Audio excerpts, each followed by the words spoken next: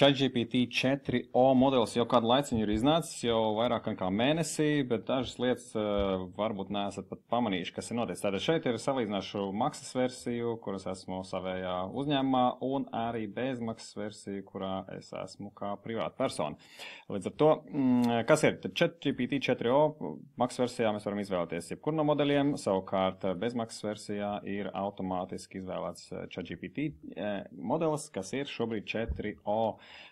Būtiskākās atšķirības starp abiem diviem modeļiem ir tā, ka 4o ir daudz gudrāks, daudz ātrāk visu saprot, tāpat arī atcerās labāk lietas, ko jūs esat runājuši iepriekš, labi atcerās visu sarunas gaitu, un dažas citas būtiskas lietas. Mēs varam iekopēt iekšā bildi, ievilkt iekšā, tā kā burtiski vilkt viņu iekšā.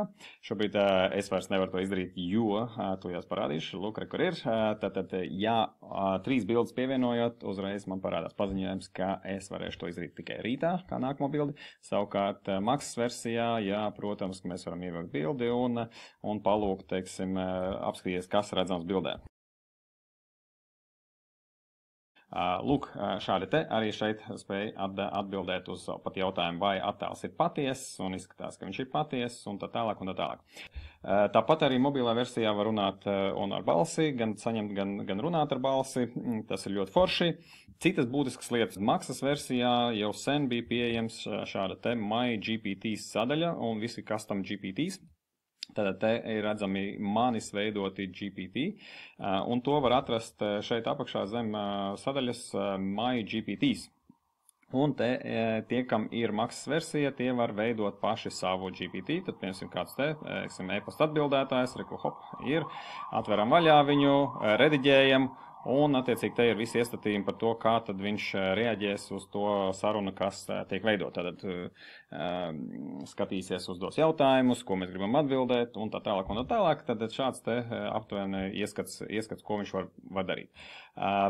Savukārt, bezmaksas versijā šobrīd ir mazliet atšķirīgs ekrāns šeit. MyGPT sadaļa arī ir iespējama, bet tajā nav šīs iespējas veidot pielāgotos GPT. Toties ir šobrīd iespēja meklēt un atrast citus GPT, teiksim, Data Analyst, kas ir tāds superīgs pasākums, ar ko strādāt. Lūk, šis te ir vesela virkne citu, varat pētīt, varat skatīties, bet šis ir tas, ko varat izmantot, lai analizētu datus, lai veidot pārskatus dažādus, proti, datu kopas priekš paraugiem un tā tālāk. Un šeit automātiski tiek ieslēgts jau Python kods, tiek ģenerēta atbilde, un šādā veidā, teiksim, jau ChatGPT spēja mums izdot.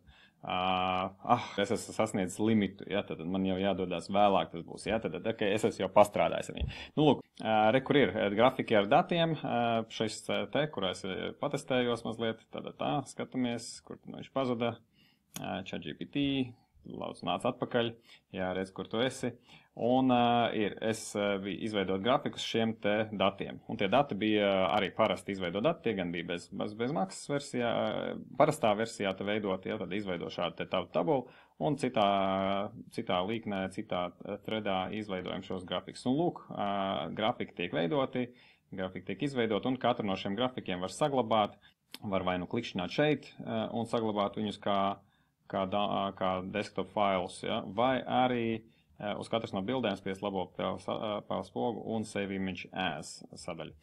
Nākamā lieta, kas ir iespējama šobrīd meklēšana internetā arī, ja, tad šādi te, un tas, kas notiek, iespējams, ka šeit arī šobrīd jau aizies, šobrīd ļauj mums joprojām to darīt, tad bezmaksas versijā, bet lūk, kur aizskrēja uz internetu lapām, atrada veselu virkni ierakstus un attiecīgi izkonspektēts un attiecīgi pēc statistikas pēc atsaucēm arī parādīts, kas ir kas. Nu, lūk, kur mēs esam atkal limitu sasnieguši, ja. Tātad bezmaksas versijā diezgan limitēti, bet maksas versijā notiecīgi diezgan forši. Lūk, atrodu šos te, un nekāds šādi paziņojumi mums neparādīsies, un Man pat šķiet, ka arī stipri ātrāk darbs notiek. Nu, jā, ļoti labs rādītājs. Mums ir 618 cilvēki, un šeit ir aptuveni 611 tūkstoši. Ļoti interesanti, kā mēs varētu validēt šo visu pasākumu. Mums jāiet cauri un jāskatās katrā lapā atsevišķi.